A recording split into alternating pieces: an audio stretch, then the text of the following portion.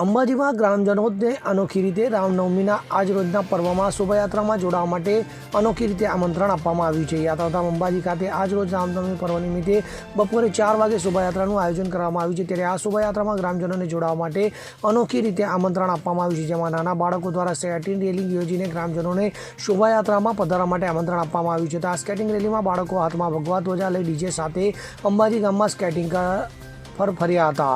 તો skating rally Ram મંદિરથી શરૂ થઈ અંબાજી ગામમાં ફરી રામ મંદિર ખાતે પૂર્ણ થઈ હતી। ત્યારે આ રેલી દરમિયાન નાના બાળકોએ સ્કેટિંગ ઉપર વિવિધ કરતબો બતાવ્યા હતા। તો નાના બાળકોની સ્કેટિંગ રેલી જોઈ ગામ લોકો પણ મંત્રમુગ્ધ થઈ ગયા હતા। તો આ સ્કેટિંગ રેલી દરમિયાન અંબાજીના રસ્તાઓ પર જય શ્રી રામના નારાઓ ગુંજી ઉઠ્યા હતા।